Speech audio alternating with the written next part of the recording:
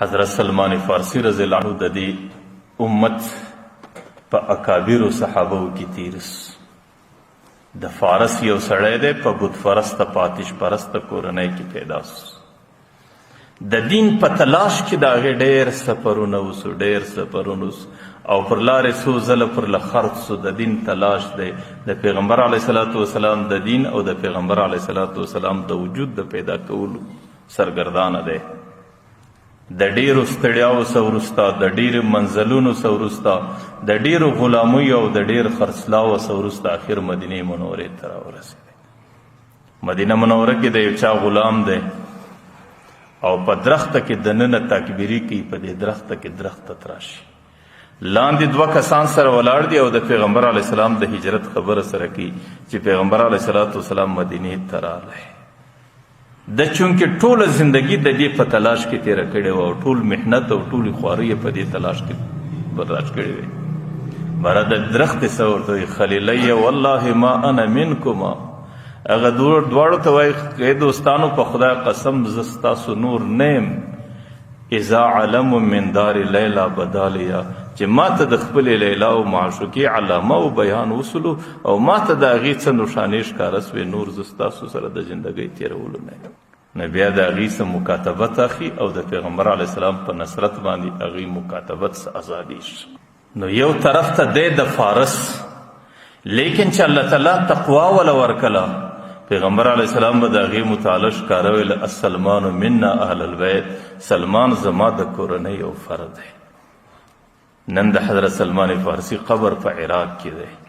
چې سړی هغه قبر ته وګوري پر دې سر یې دغه حدیث لیکلی دی چې پیغمبر علیه السلام به د ده متعلق دا ویل السلمان منا اهل البیت، سلمان زموږ د اهل بیت یو سړی دی.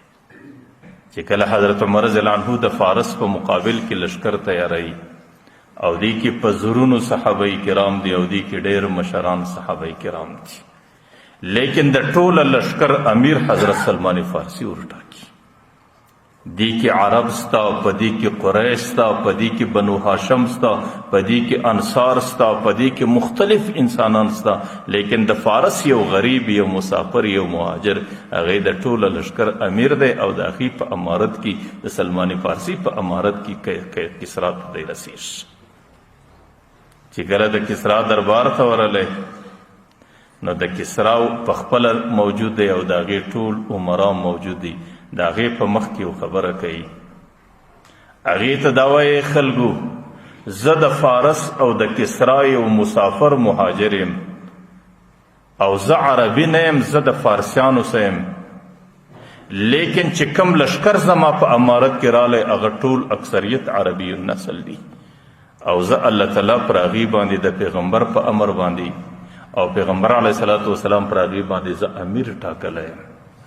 د هغې وجه دا ده چې زما د داسې دین سره تعلق دی چې په هغه دین کې یو ته پر بل باندې فضیلت نسته. په هغه دین کې انصار پر مهاجر فضیلت نه لري، په هغه دین کې عرب پر عجم فضیلت نه لري، په هغه دین کې تور پر سپین فضیلت نه لري، په هغې دین کې سور پر غنم رنګه فضیلت نه لري.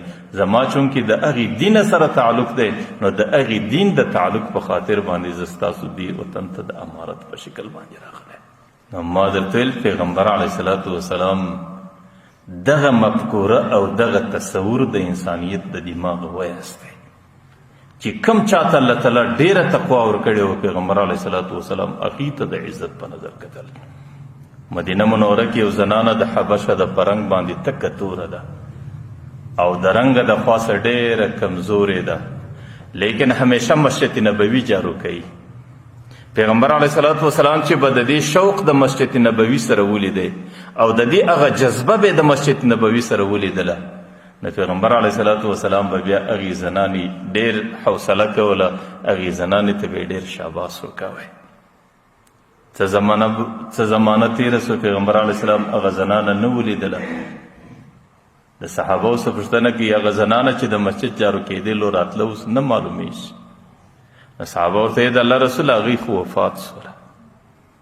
پیغمبر علیه صلات وسلام ډېر افسوس وکړي چې تاسو ما ته د هغې د جنازې معلومات ولې نه کوئ چې ما پر هغې باندې د جنازې لمونځ کړی وی. صحابه ورته د الله رسول یو طرف ته شپه وه دویم طرف ته دی کې د یهودو کلي په مابین کې دي، په دې خاطر چې د شپې تا ته څوک ضرر ونه رسوي نو موږ په شپه کې هغه پټه کړله، په دې خاطر مې تا ته اطلاع او خبر نه کېده. پیغمبر علیه السلام صحابو ته وایي تاسو زما زړه نه درېږي، زما زړه غواړي د هغې تقوا د هغې د مسجد نبوي سره عشق و شوق ما دې ته مجبوره کوي او نه زما آرام بغیر د دې سکیږي چې زه پر هغې د جنازې لمونځ نه وکم. پیغمبر علیه السلام صحابه د ځانه سره روانوي او ورته تاسو ما ته قبر راوښایست، چې کله رالی د هغې قبر یې ور پیدا کړې، د هغې څه وروسته پیغمبر علیه السلام د هغې پر قبر باندې د جنازې لمونځ کوي. او صحابه ورته وایي دې قبرونو کې تیاریکه ده او دا ډېر تاریک کورونه دي او زما د جنازې په خاطر الله تعالی په دې قبرونو کې رڼا جوړوي. نو ما درته ویل پیغمبر علیه الصلاة والسلام د ډېرو خلکو د جنازې لمونځ نه دی کړی، لیکن د هغې زنانې چې هغې په رنګ باندې تکه توره حبشي صرف د هغې د تقوا په خاطر د هغې د مسجد نبوي سره د عشق په خاطر هغې ته پیغمبر علیه الصلاة والسلام دومره عزت ورکوي چې بیا د جنازې لمونځ د هغې پر قبر باندې پیغمبر علیه السلام ادا کوي. نو یوه مفکوره پیغمبر علیه الصلاة والسلام یوه نکته دی امت ته دا پیش کړه چې انسانانو دنیا کې زندگی داسې ده چې تاسو ټوله د حضرت آدم علیه الصلاة والسلام اولاده یاست، د یو نارینه و زنانه څخه پیدا سوي یاست او ستاسو پیدایش د آدم علیه الصلاة والسلام څخه دی او آدم علیه السلام الله تعالی د دې خاورې څخه پیدا کړی دی. د خاورې یوه حصه پر بله فضیلت نه لري. په دنیا کې هم تاسو د قومیت پر بنیاد، د علاقایت پر بنیاد، د لسانیت پر بنیاد، د مال و دولت پر بنیاد، د هجرت و د انصاریت پر بنیاد، پر دې بنیادونو یو پر بل باندې هیڅ فضیلت نه پیدا کولی.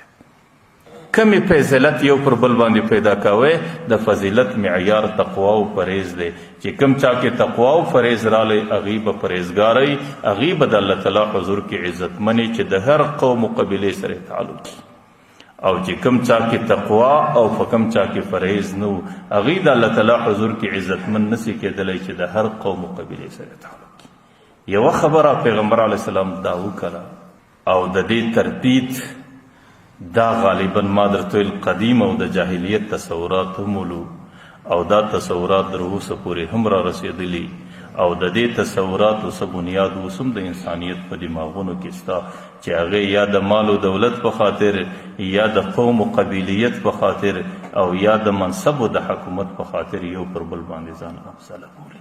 لیکن پیغمبر علیه السلام په خپلو تعلیماتو کې د دې تردید وکړي.